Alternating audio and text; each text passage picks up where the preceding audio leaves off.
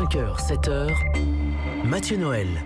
L'actualité, c'est aussi, donc on en parlait, la cérémonie organisée ce matin aux Invalides en hommage à Céric de Pierrepont et Alain Bertoncello, les militaires français tués lors de l'opération menée au Burkina Faso pour libérer 2 otages. 2 hommes considérés unanimement et à juste titre comme des héros. Mais comment définir un acte héroïque aujourd'hui ? Qui sont ces héros modernes ? Pourquoi a-t-on besoin de leur rendre hommage ? Bonjour Frédéric Vincent. Bonjour Mathieu. Merci d'être avec nous ce matin en direct sur Europe 1. Vous êtes psychanalyste, sociologue et chercheur à l'université Paris 5. Vous étudiez entre autres les mythes, les symboles, les rites, mais également les figures des héros. Alors déjà, quelle est la définition moderne d'un héros ? Alain Bertoncello et Cédric de Pierrepont, c'est l'archétype des héros modernes ? Alors effectivement, ils répondent, je dirais, à un besoin ancestral. On sait que le héros émerge dans la culture gréco-latine. Je rappelle que effectivement chez les Grecs, on la date précisément, le besoin du héros. C'est cette époque gréco-latine, c'est pas avant. Pas forcément, mais le héros en tant que tel, la notion, le concept de héros, effectivement, émerge à cette époque-là. Mais les héros, on retrouve cette notion dans toutes les sociétés humaines, que ce soit chez les aborigènes, dans les civilisations bien avant les Grecs et les Romains. Donc effectivement, je pense qu'il n'y a aucune société qui puisse faire l'économie du héros. Dans toute l'histoire de l'humanité, il y a toujours eu présence de héros. Mais pourquoi ? Qu'est-ce qu'elle nous apporte cette figure du héros ? Elle nous aide à être meilleurs nous-mêmes ? Oui, déjà, par rapport à nous-mêmes, mais tout simplement, il faut le dire la vérité. Il faut le dire la vérité comme en français, c'est que le héros, pourquoi on l'aime autant, c'est que c'est le seul à faire face au tragique. Parce qu'il n'y a pas de héros sans cette remise en question par rapport à notre condition d'être humain, par rapport à un tragique qui est la mort. Alors vous dites que ça remonte à l'époque gréco-romaine, que toutes les civilisations et toutes les époques ont eu leur héros, mais est-ce que notre époque aurait plus besoin de héros qu'une autre ? Quand on voit le succès cinématographique des films de super-héros, Spider-Man, Batman, Iron Man, sans parler de la saga Avengers, il y a presque une obsession du héros protecteur dans notre société actuelle, non ? Plus que dans la Grèce de Périclès ? Parce qu'aujourd'hui, plus les gens sont dans le conformisme, et moi je me rends compte dans mon cabinet, c'est que plus les gens sont malheureux. Et quelle que soit la classe sociale, c'est ça qui est extraordinaire, parce que la Marx éclate complètement, c'est plus une question de distinction de classe sociale, les gens sont malheureux. Il y a une crise psychologique qui est profonde. Ça, on n'en parle jamais. Mais il y a une réalité, moi je vois sur le terrain, et quelle que soit, encore une fois, la classe sociale à laquelle on appartient, les gens ont des problèmes qui dépassent notre entendement, je le dis bien.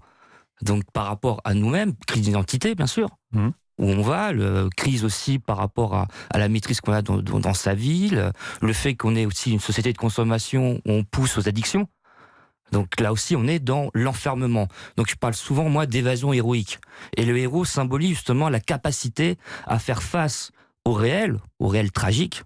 Et le héros, il dépasse tous ces obstacles. En vous écoutant, Frédéric Vincent, me vient une question. Est-ce que le héros, c'est pas un symbole de l'individualisme aussi ? Parce qu'à une époque, notamment, vous disiez Marx explose, mais on pouvait imaginer que la réponse à nos souffrances et à nos tourments était dans un collectif, dans un idéal collectif, qu'ensemble on allait s'en sortir. Et maintenant, on est plus peut-être dans une période individualiste où on compte sur les héros, quelques figures qui pourraient nous sauver. On a toujours compté sur les héros, et ce qui est génial avec le héros, c'est que le héros est rassembleur. Le héros est fédérateur. Et fédérateur. Vous avez qu'à regarder la communauté Star Wars pour vous rendre compte à quel point il y a une effervescence collective.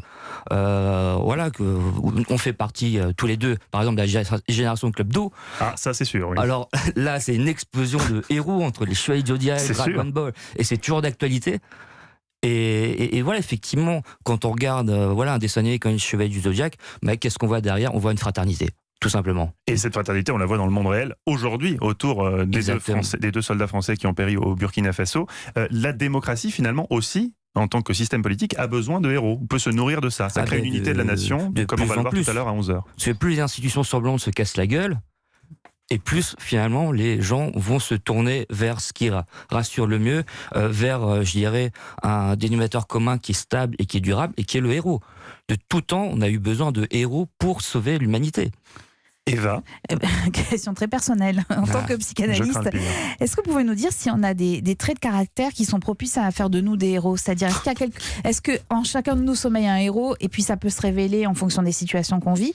Ou en fait, non, il y a des traits de caractère spécifiques. Parce qu'Eva espère toujours qu'un jour son caractère héroïque va se révéler. Alors, on a tous un héros qui sommeille en nous. Alors, voyez Mathieu.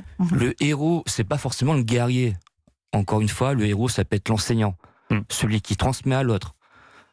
Ça peut être celui qui protège, qui rassure. Ça peut être le psy. Il faut se mettre un peu en avant. Mais voilà, je veux dire, c'est apporter ce que disent les Grecs. Le héros apporte du bien à la cité. C'est ça qu'il ne faut pas oublier. Il apporte du bien. Dans vos recherches, vous évoquez 2 types de héros. Les réactifs, comme par exemple les passagers du Thalys qui avaient immobilisé un terroriste, et les héros proactifs, ceux qui sont formés, comme les militaires ou les pompiers. Il y a une hiérarchie des héros Il y a plusieurs types de héros, encore une fois. Effectivement, il y a des gens, très très jeunes, ont une aspiration, un appel de l'aventure, où ils ont envie eux-mêmes de prendre leur vie en main et de rentrer dans ce chemin héroïque. Donc ils se préparent. Beaucoup de gens qui rentrent dans l'armée avec cet idéal héroïque, et donc ils se forment à se préparer au tragique. Je reprends la question d'Eva. Est-ce qu'il n'y a pas un risque, comme avec par exemple l'image glorieuse de Jean Moulin, des résistants qui ont pris tous les risques, de s'identifier à ces héros hors du commun en se disant qu'on est tous finalement un peu comme ça, alors que pas du tout, on n'est pas tous comme ça. Ça nous fait du bien de savoir que l'homme avec un grand H peut être héroïque, mais nous-mêmes, on ne l'est pas tous forcément. Ah non, là je vous rassure tout de suite. Sinon, moi, je mets la clé sous la porte. Les gens ne viendraient plus me voir. Non, effectivement, si tout le monde était héroïque, il n'y aurait plus besoin de psy. Ça, je vous l'accorde. Non, effectivement, non, la plupart des gens ne le sont pas.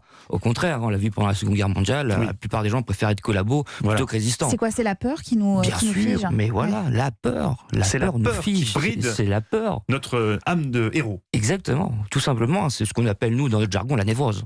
Ah oui, c'est ça. C'est ça. C'est la peur, l'angoisse. Alors la peur, elle peut nous figer, ou elle peut aussi nous rendre excessifs, nous rendre tyranniques, nous rendre possessifs, donc nous rendre exécrables. Donc différentes façons. Cette névrose, en tout cas, la névrose s'empare de nous comme l'anneau. Eva qui me pointe du doigt, ça c'est vraiment dégueulasse. Comme l'anneau dans l'œuvre de Tolkien. Hein. Oui. C'est l'anneau de pouvoir. Mon précieux, ma précieuse.